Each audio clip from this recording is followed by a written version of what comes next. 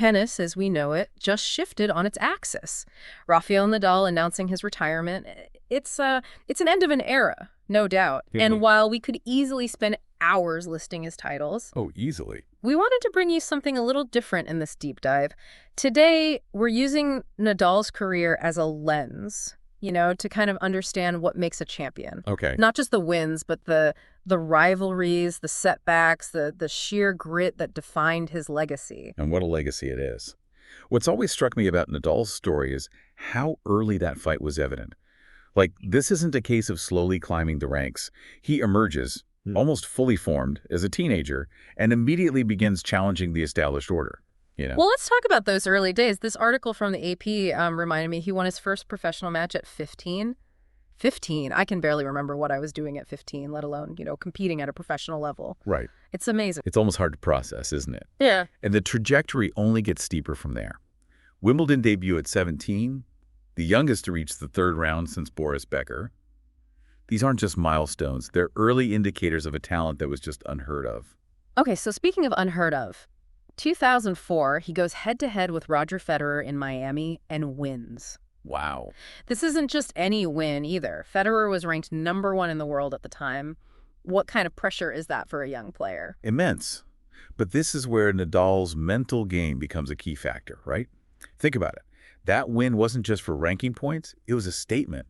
It was Nadal announcing to the world, I belong on this stage and I'm not afraid of anyone. And he wasn't just winning individually, right? Yeah. That same year, he helped Spain clinch the Davis Cup. Talk about showing up for your country. Absolutely. And this all culminates in a way with 2005, the French Open. Nadal, still a teenager, enters the tournament and wins. Wow. On his first attempt. Now, we know him as the King of Clay, but this is where that legend really begins. That's right, the King of Clay. 62 consecutive clay court wins. That's not even dominance. That's practically rewriting what's possible on a tennis court. It's a level of mastery that's simply astounding. And it's this period where he's almost unbeatable on clay that sets the stage for what many consider the greatest rivalry in tennis history, Nadal versus Federer. So we're talking about Nadal, this force of nature on clay, entering this period where he is consistently facing off against Federer. And it wasn't just about the wins and losses, was it? These matches, they captured the world's imagination. Why do you think that is? It was almost Shakespearean, wasn't it? You had Federer, the epitome of grace and precision, this almost effortless style. And then you have Nadal, all power and intensity, fighting for every single point like it was his last. Yeah. Complete opposites in terms of style, but both at the absolute pinnacle of the sport. It's like a tennis fan's dream come true. And for 6 years, they trade blows back and forth. But 2008, Wimbledon, that feels different. That 5-set thriller, Nadal finally breaking through against Federer on grass. I still get chills thinking about it. Oh, absolutely. And it's not just the win itself, it's what it represents. Nadal, often pigeonholed as a clay court specialist, proving he could conquer any surface, which, by the way, he further cements that same year with Olympic gold in Beijing. This was Nadal announcing his all-court dominance. Yeah. It really felt like he was unstoppable. And yet, as we often see in sports, even titans can stumble. 2009, the French Open. After 4 years undefeated at Roland Garros, Nadal loses to Soderling. That's a seismic upset. And I think this loss is crucial to understanding Nadal's journey. This is where we see his vulnerability, the fact that he is, after all, human. But it also marks the beginning of another recurring theme, battling through injuries. It's easy to forget, watching him power through matches, that his body is being pushed to its absolute limit. And yet, even with those knee problems flaring up, 2010, he wins the U.S. Open, completing the career Grand Slam. That takes a special kind of mental toughness. No question. And this resilience, this ability to overcome adversity, becomes synonymous with Nadal's name. 2011 rolls around, Federer is still a threat, but a new challenger emerges. Novak Djokovic. And you can almost feel this shift happening in men's tennis, right? This new generation stepping up, the stakes getting even higher.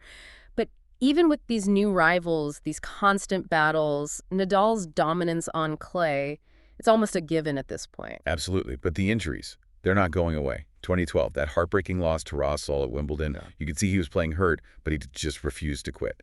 That fighting spirit is so characteristic of Nadal, but it also speaks to the difficult decisions athletes at that level have to make. Because the cost of pushing through pain, it can be immense. And yet, just when you think he might be down for the count, 2013 happens. A resurgence for the ages. 10 titles, including 2 Grand Slams, and reclaiming the world #1 ranking. This isn't just talent. This is a testament to his work ethic, that unwavering commitment to come back stronger. It's incredible, isn't it? To overcome those physical setbacks, to not just return to form, but to reclaim the top spot. It's almost superhuman. And then, as if to remind everyone who he is, 2019 happens. The year Nadal showed the world that age is just a number. At 33, he becomes the oldest year-end number one in the history of men's tennis. This is a sport where younger players are often seen as hungrier, faster, but Nadal, he just kept defying expectations. It's about pushing boundaries, proving that experience, that mental fortitude can be just as powerful as raw athleticism. And then, the moment that will forever be etched in tennis history, 2020, the French Open.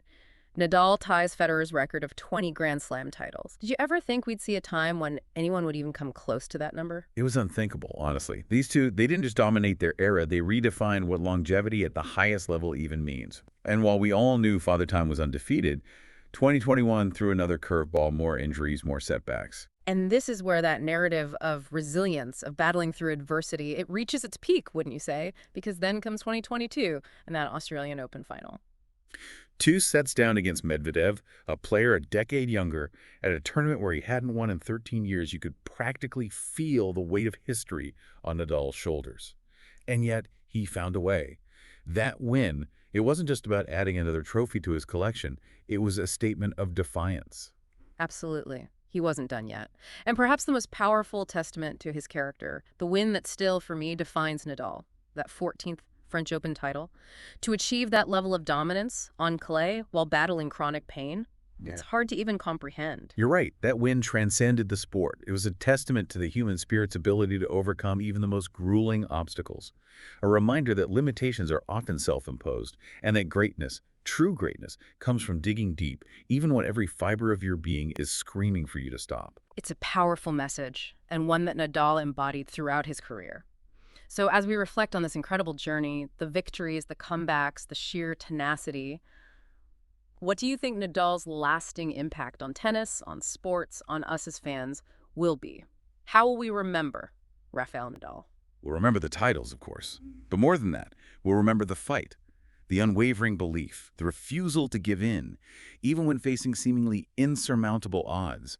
Nadal taught us that resilience isn't just about physical strength, it's about mental fortitude, it's about the courage to keep pushing, to keep believing, even when the finish line seems impossibly far away. He wasn't just a champion, he was an inspiration. And that, I think, is the mark of a true legend.